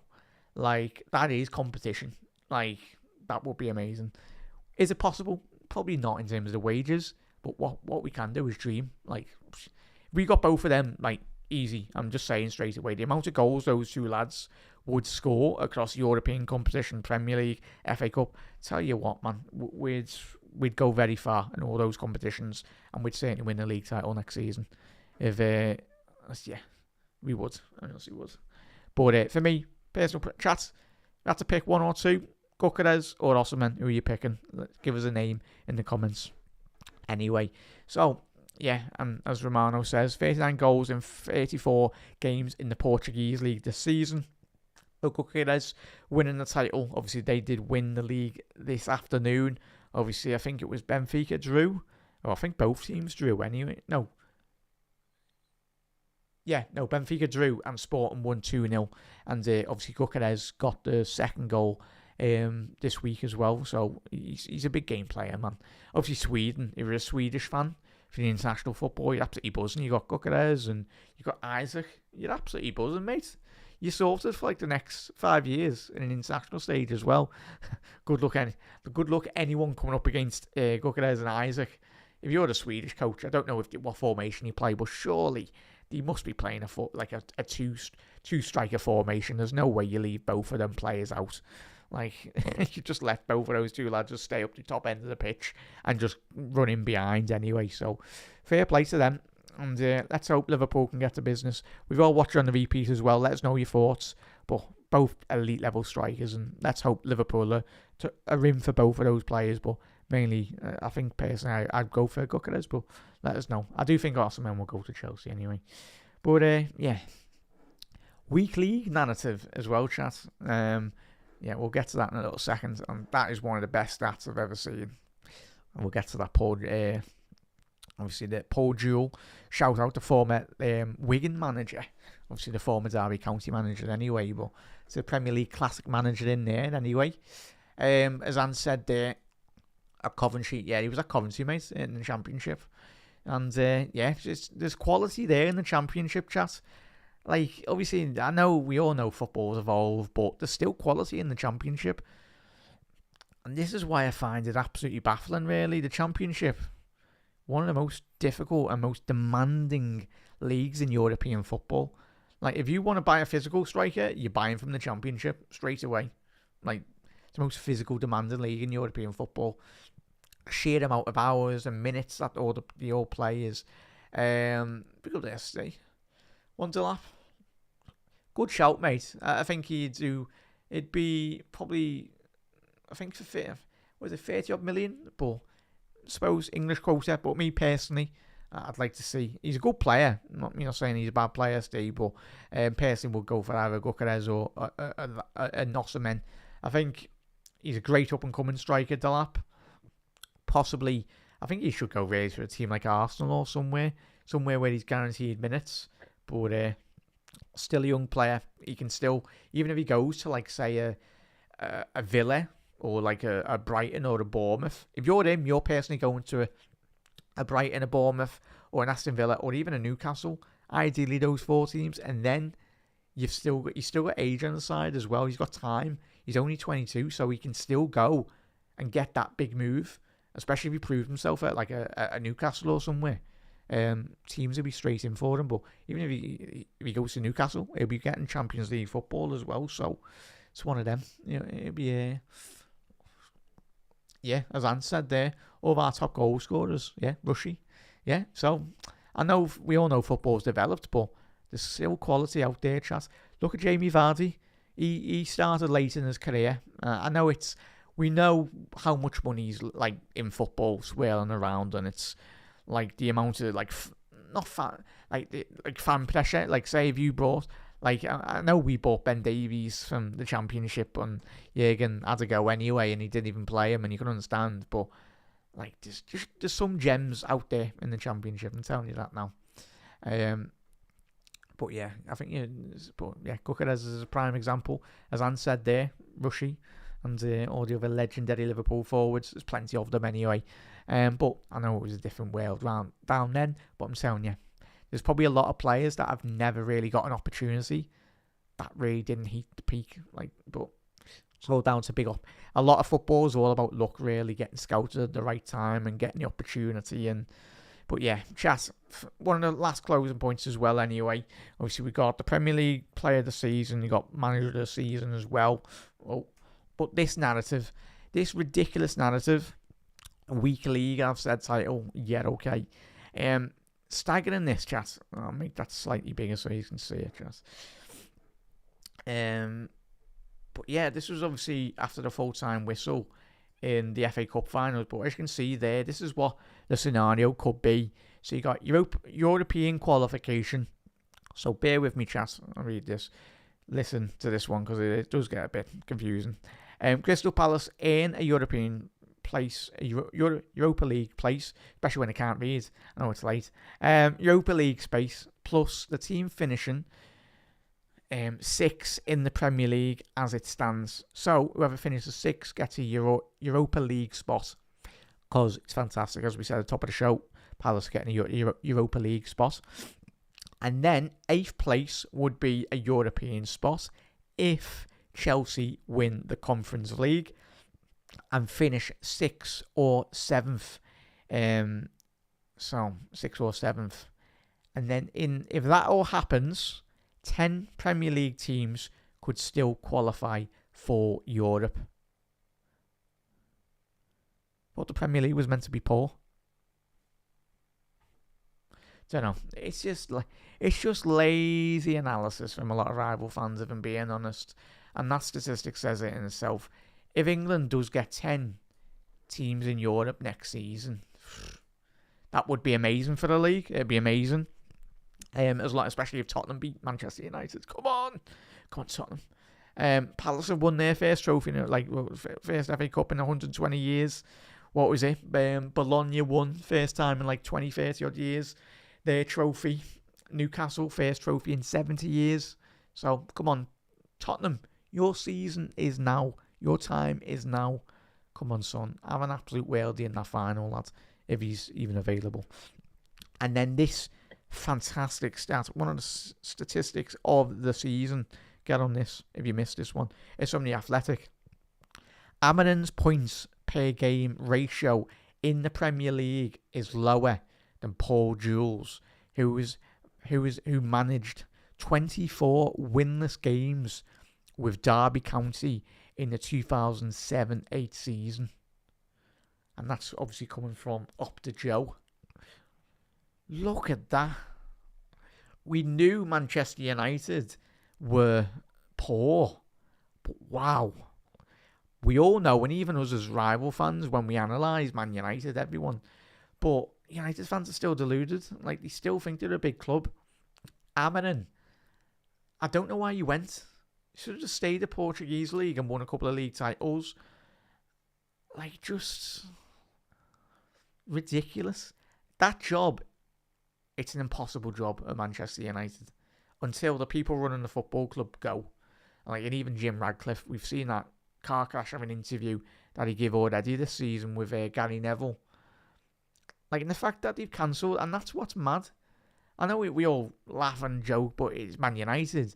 But the main thing what you can't do at any football club is you've cancelled all the tickets for some of the United people, the people in the background of what helped run Manchester United. But if anyone done that at any football club, it just goes against just the morals of running a football club. I'm surprised. If I'm one of those United players, I'm buying all those the people in the background that help Man United tick, or if I'm one of their players, especially Bruno Fernandes, all the money they earn, all those players should be chipping in and paying for accommodation and flights. But yeah, still, United are about 10, 15 years away from being any form of competitive in the Premier League. Even if they get into the Champions League and they beat Tottenham, they're finishing in the bottom 10 in the Champions League. I'm telling you that now, chat. Because they're not going to be they'll be lulled into a false sense of like, oh, we're back. It's like, no, you just got lucky because obviously in the Europa League now, as we know, the teams in the Champions League that get knocked out don't go into the Europa League. That's why I think Palace might win the Europa League next season, especially obviously Oliver Glasner winning it already with Frankfurt prior to his move to Palace. So that's a staggering statistic, by the way, chat. Poor Jules got a better record than Aminin. Anyway, that's absolutely madness. Let's get to a couple of comments as well. Do apologise, chat. He's absolutely doing fantastic tonight. Much appreciated. If you haven't already done so, do drop a like on the video. And if you are watching on the repeat, everyone, do let us know. So, as answered there, 21 losses for Tottenham, 17 for United is insane, and they aren't playing Champions League football next season. It's absolutely staggering. Yeah, big up there, Steve. 100% there, Steve. Tell you, I know everyone goes over the football back then, but still, the premise of being an elite level striker in any era, you have to be one of the best in the business. Go and watch how good Kevin Keegan was back in the day. Like, for such a, not the smallest of players, but his aerial ability, it's ridiculous. Absolutely ridiculous. You can understand why Keegan won 2 Ballon d'Ors as well. But that's one thing that surprised me about Keegan's game, how good he was in the air. For such a, not small lad, but, yeah. And, that's football chat. Liverpool got rid of Keegan, and we replaced him with a certain Scottish striker. And he wasn't too bad, Kenny, was he? So, yeah, that's the beauty of Liverpool. That's the thing, everyone gets disappointed about Trent. We're getting Frimpong. So, yeah, Frimpong could turn out better than Trent. Could be, I'm telling you. Be positive, Reds. Yeah, as I'm saying, because it's Liverpool. They want to be us, but don't they? They want to be us. But it just... But yeah, big up there, JJR. To be fair, some of the players, I believe, Bruno, have come out and said that they're going to fund... Oh, nice one there, but I missed that. And rightly so, he should, but shouldn't he? He's a good lad, Bruno. I know he's a very good player. And tell you what, where would United be without JJR and chat? Without Bruno? They'd probably be in the Championship by now. I'm telling you that now. It's ridiculous.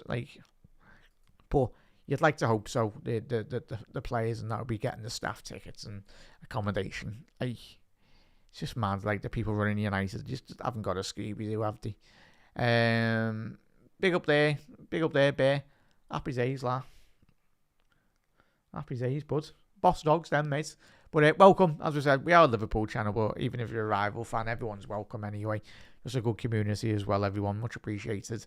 But chat, we've got final 2 sections of the show. We've got, chat, get your player of the season vote in. I'm surprised it's not 8 Liverpool players. But putting Salah aside, because we know Salah's going to win it, who for you out of them, or is the player that you've been surprised at? How is Declan... Oh, you've got me going on Arsenal again here, chat. How is Declan Rice in this nomination, by the way, chat? Can someone enlighten me? Can we all enlighten each other? How? Why is McIndoe ahead of Rice?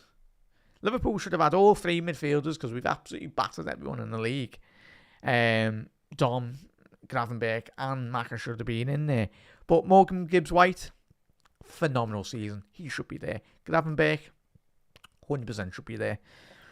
Especially playing in a position he's played 6. Yeah. Isaac, absolute joke of a footballer. Should be there. And Brian Mbeumo, telling you now, chat, if Liverpool are in the market for a forward, and I'm pretty sure he ticks quite a lot of boxes on the data lads department for Liverpool. Don't be surprised if he turns up at Liverpool in the next 2 years. Post Salah either. What is he now? 24, 25 in Bremo? But yeah. I'm hoping he doesn't move to a club like Man United or Chelsea. Brian and Bremo. Don't do it to yourself, lads. Declan Rice. Joke. Salah, of course, Van Dijk and Chris Wood. Is the players that you've been surprised that aren't in that selection?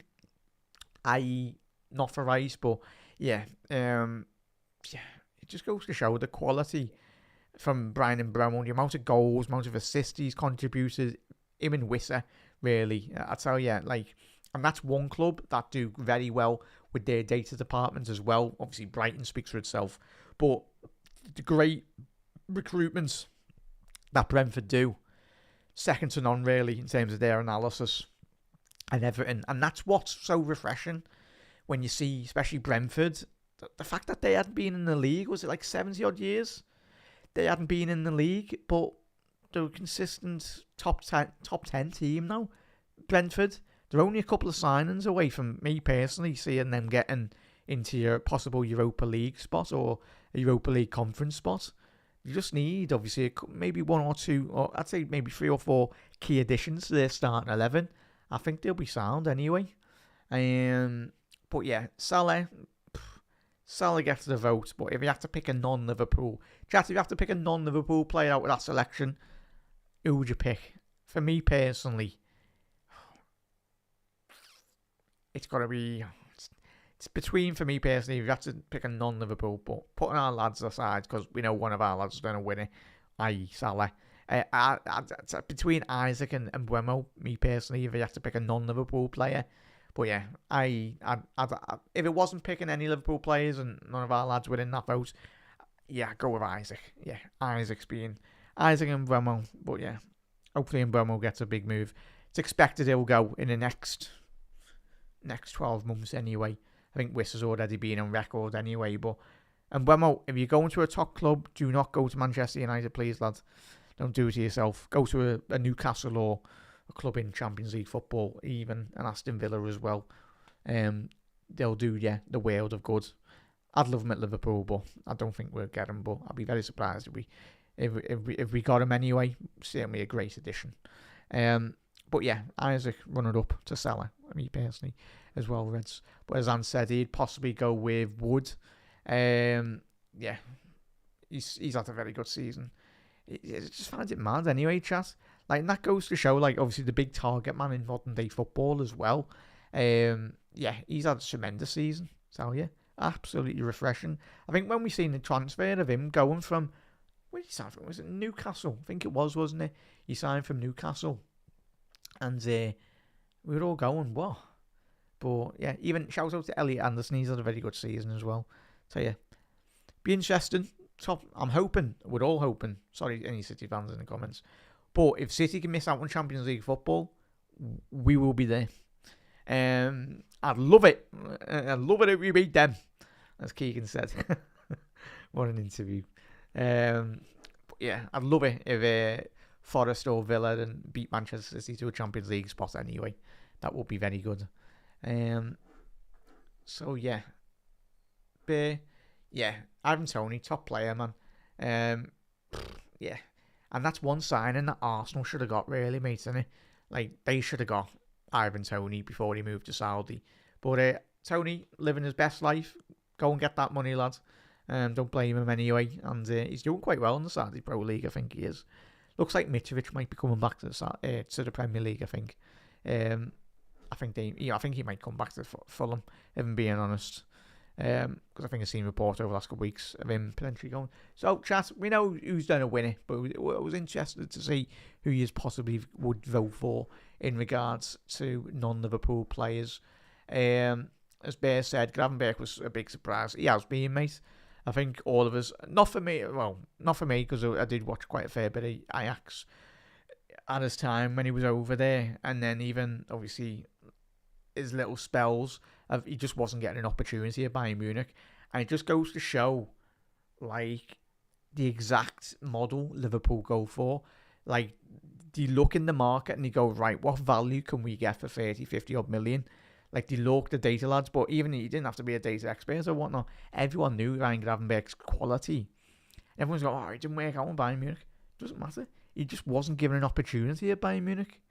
And that's where a lot of players you'll find in European football, and this when we all analyse, if you're ever analysing players, don't always write them off Just because they haven't worked in the Premier League doesn't mean that they won't work. Say if they go to a Bundesliga or they go to another team and it hasn't worked and they've been really good prior to their move. Just certain players, if they're not properly scouted by certain clubs and they go, right, just going to sign this player and then I throw him into a system and it doesn't work out, then yeah.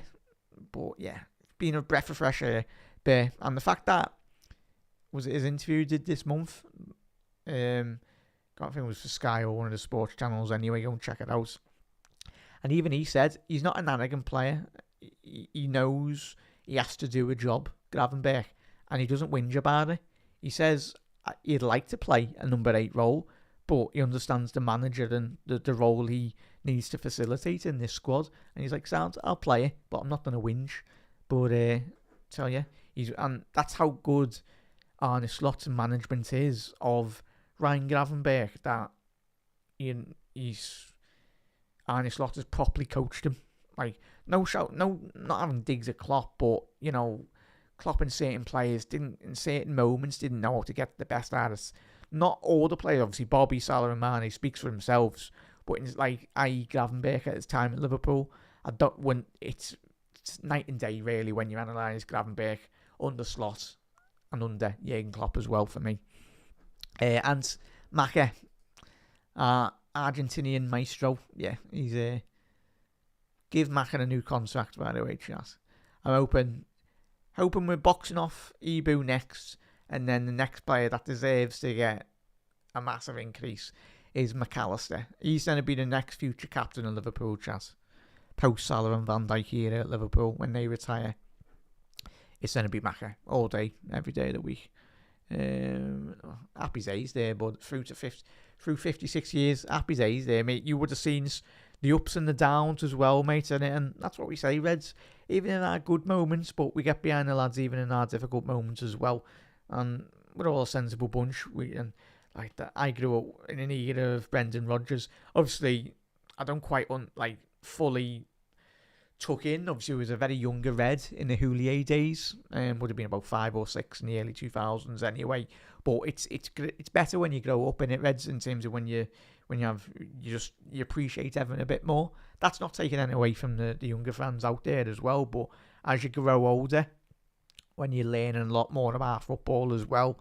But I'm just made up that we're all watching the great 12 months, and it will be a very dominating period over hopefully for the next 10 odd years for Liverpool. Because, yeah, we're going places here, Chas. Next season, we'll be back again. I'm telling you now, City won't be back straight away. I think what did we see Haaland get his penalty taken away from him today? Haaland got his penalty taken away from him, which I don't understand why. As we said 2 nights ago, Haaland won't be at City in 2 years' time. I'm telling you that now. He won't be at City. And I don't think Pep will be either. Obviously, I think he sounded like it was a year contract extension. So, chat, and this is what we were speaking about Brentford just then. Tell you what, there's some fantastic managers in this selection of managers anyway. Putting aside Arne, because we all hope Arne wins manager of the season anyway. But 4 fantastic managers. I'm very surprised every single season I say this. You know the man that would get Manchester United back to where they belong? He's on that list. It's not Eddie Howe, it's not Nuno, and it's not Victor Pereira. It's Thomas Frank. As I said before, I hope he never goes to Manchester United. But Thomas Frank is the manager for Manchester United to get them back up. Even with their owners, he's such an intelligent man, Thomas Frank. Like, when you listen to him, when you listen to what he says, he's not, as we said about Brendan Rodgers already tonight, certain managers within football are extremely arrogant. They're so set in their own ways, they believe their own hype. But Thomas Frank, the job he's doing at Brentford is above expectations, really. Even though they're heavily data-driven, but obviously it was a data signing, obviously bringing him in as well. Similar with Liverpool with Arne Slot. But Thomas Frank, what a manager, man. Every season, Brentford survive in the Premier League. He deserves to get manager of the season. Like the budget, like the other teams in the division as well. And the fact that they've established themselves as one of the main clubs in the Premier League, top 10 average as well. And shout out to Victor Pereira as well, chat. I personally haven't seen a manager hit the ground running as quick as he has in the Premier League. I think, was he back end of the season, he had like a 7-8 game run streak as well. Like, and everyone said that about our Wolves team, didn't we, chat? We all said, when we all analysed Wolves' team, that team was better than it was playing. But even still, when you're coming into a team and an environment that is getting absolutely battered, it could have been. We've seen previous managers come into relegation threatened sides and take them into League One. But Victor Pereira, phenomenal manager. He likes a bevy with his fans as well, and that's one of the best things he's done as a manager. Similar with Thomas Frank, similar with Arnett as well. Don't think Arne Slot might be going quite to pop world anyway, like Pereira. But you never know. If we win another league title, I think the whole coaching staff and everyone will be at Pop World. Arne, don't go to Pop World. If anyone ever asks, don't go. Sorry for anyone who goes to Pop World. But Victor Pereira went to pub. But that's what you love, and that's what you want to see if you're a fan, like any of these Premier League sides. He's come in and he's really adapted to life in England. He loves it. But that's so refreshing in the modern era of certain managers when you see them coming in and they just don't get it. Bit like Roy Hodgson when he come to Liverpool. He was a very good manager. Like his resume spoke for itself. But when he come to Liverpool, he just didn't get Liverpool. He never understood Liverpool, like as a culture, as the football club, the fans, the players. That's why Gerrard missed the penalty. But yeah, it just didn't work out, sadly, for Roy anyway, because you see the job he was doing at Crystal Palace, Roy Hodgson. He done an okay job, but yeah. But Victor Pereira, shout out to him. Nuno, spoke about Forest, relegating threatened team. Nuno. If it wasn't for Sloss, obviously winning the league, I think Nuno, if they get Europe this season, Nuno, if he has to, put my Liverpool bias chat, put Arne aside, because we know hopefully he's winning it this season. He's had a fantastic season. But when you think about what those four managers are up against, especially Brentford and especially Wolves as well, like they've overperformed. Like Brentford always overperform, but Eddie Howe as well, League Cup winner, and they're getting Champions League football, their first trophy. But you've got to think about it in the Premier League. Obviously, they've had a very good season, but even Eddie Howe could still, if Newcastle win their two remaining games, they can finish second in the division. That is phenomenal. Absolutely phenomenal, really. So yeah, Eddie Howe, it's a great achievement. And you think about it when you analyse it as well, they haven't really spent, and even if they do lose Isaac, which I don't think they will, and being honest, Jazz, I think Newcastle will price a lot of teams out for Isaac, and being honest. But if you're Isaac, you're getting a new deal at Newcastle. If you can't go, get another 150 odd grand a week pay increase as well. So, Chas, if you had to pick a manager out of those crop of managers, who would get your manager of the season? For me, personally, of course, would be Arne Slot. But if you had to pick one, if Forest get Europe, if it was voting in 2 weeks' time or after 2 weeks and they get Champions League football, it's surely got to be Nuno. If they get Europe,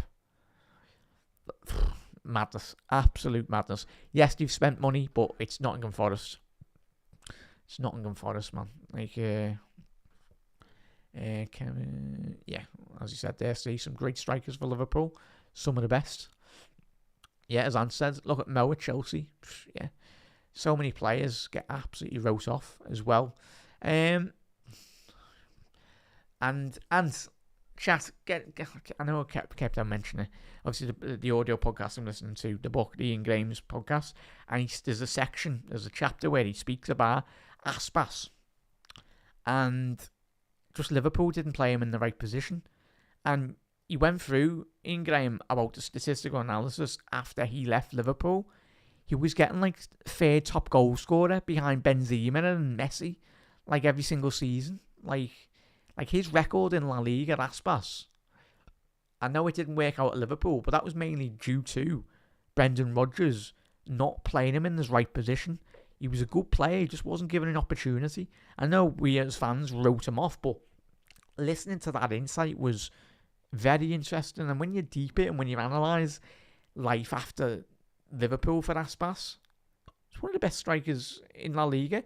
And I think he compared them to European strikers in Europe over like a 5-6 year period. He was up there. He got like he got so many goals in Europe, like across Europe, like all the goals combined as well. But sadly, just wasn't given. Brendan Rodgers again not getting the best out of a player. He was good. He was a data signing as well, and the data lads were right. But just the fact that we didn't have the manager that got the best out of the players. But yeah, it was mad. Yeah, big up there, Josh. Good to see a couple of new faces in. Hit that subscribe button as well, chat.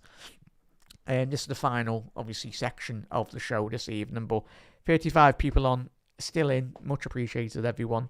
Run those likes up if you haven't already done so. And yeah, much appreciated, everyone.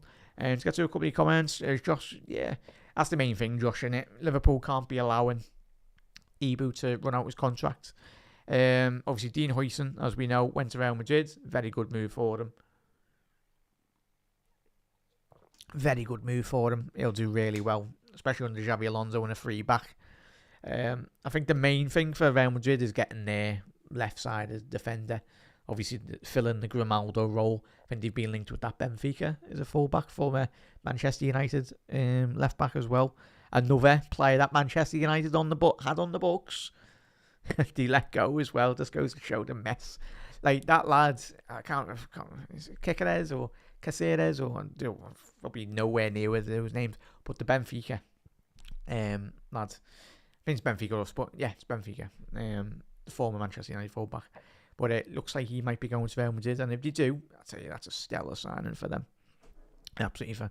But yeah, Josh, I think the lads, everyone at Liverpool will be thinking about that, mate. Anyway.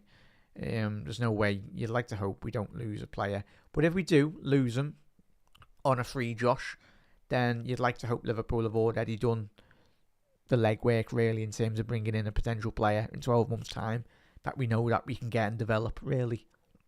But yeah. And he'll be getting a new... he'll be getting a new deal, but certainly, I think once we get...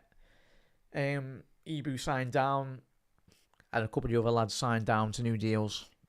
But Anna, fantastic. Hopefully we give him a couple of holiday trips as well to Ibiza. He enjoyed it, and rightly so, the gaffer. He enjoyed it. But yeah, let's rattle through all your last couple of comments as well. Evans and Julia, remember those two lads. Yeah, two top managers as well. Obviously, Roy Evans. What a man for Liverpool as well. Steeped in Liverpool history, as we know. Zan said Haaland in the Van Aanen next season as well. But as Zan said, Bournemouth, Rodgers, one. Yeah, it's going to be one of them. Yeah, as Eric said there, Roy was a great small underdog team manager. Yeah, certainly wasn't suited, mate, wasn't he? Which is disappointing. You look at someone that's he's one of the most experienced European managers. You look at the teams he's managed. Was he managed with Juve? He's managed absolutely everywhere, especially in Inter as well. But yeah, I remember that game. I remember when Fulham went on that mad season where they beat Juve at Craven Cottage. Or I remember those years when I was younger. Was it when Portsmouth played AC Milan? Was it AC Milan? And you had Ronaldinho running around Fratton Park doing rainbow flicks. What a time to be alive. What an absolute time to be alive. It was one of them, if you went back in the time machine, you'd be like, what is happening here? But that was when, obviously, that was the year because Portsmouth won. Was that the year after Portsmouth won the FA Cup? So they played European competition. I think it was last season, wasn't it? But yeah, and then obviously that mad run Roy and Fulham went on in terms of getting all. Was it all the way to the final? I think Atletico Madrid. Was Atletico Madrid beat them as well? Was it? Oh no, in the semis. Yeah, I think they got to the semis anyway. Yeah, it's mad that Anthony. That's how important getting the right manager in is, for, especially in the modern game anyway now. But yeah, as Steve said, Arnie gets all of our votes anyway. Yeah, there we go. Arnie Schlott. But yeah. But I only remembered as well, but I remember that the counter attack that Chelsea done us on all those years ago. Started from Aspas giving like a stupid corner as well, as you said there, and that corner led to the counter attack against Chelsea, which was mad as well. Dovbrich, absolutely butchered that. To apologise, Reds. But yeah, he's did he move from Girona, or is he at Girona? No, he's at AC Milan. One of the former Girona players is at Roma now, isn't he? Tell you what, shout out to Roma, by the way, chat. Tell you, the job Ranieri's done. If no one's seen Roma this season, they're on some absolute madness. Obviously, they started this year with a horrible run of form anyway, but Claudio Ranieri, that's one thing I'm hoping they do well, because Ranieri, top manager, man. One of my favourite non-Liverpool managers anyway. Yeah, Madrid's back line could be a whole Prem team as well. Yeah. Azpilicueta's leaving as well, by the way, chat. I think he come out today and said that he's not going to come to the Premier League because he doesn't want to be disrespectful to Chelsea. Oh, sorry, Azpilicueta, lad. Well, fair enough. Reds, it's been an absolute chocker-blocker show, everyone. Thank you very much for all tuning in. Absolute legends, much appreciated. If you are new around here, hit that subscribe button down below. As I said, head over to Anfield Index as well. And it's great to see a couple of people heading over from Anfield Index over to Anfield Road TV. Much appreciated, everyone. And obviously vice versa as well. Everyone going over. So obviously Dave will be live tomorrow at 11:15 in the morning. So everyone get involved on Dave's show as well. In terms of plenty of content to come, because the transfer window is opening very soon, lads. And obviously, as we've already discussed tonight, Frimpong is the first in the door, and certainly that won't be the last player coming in. But nice one, chat. Look after yourselves, and yeah, enjoy the Sunday anyway. Get to bed or whatnot anyway, or whatever you're doing. Look after yourself, and that's a thank you everyone for tuning in. And I can't really give a day anyway, chat, but when you see me live, we'll be live anyway, because I'm very busy on Anfield Index, which I love as well. Busy. That's how we like it. But Reds, look after yourself, and I will see you sometime through the week anyway. But Reds, look after yourself.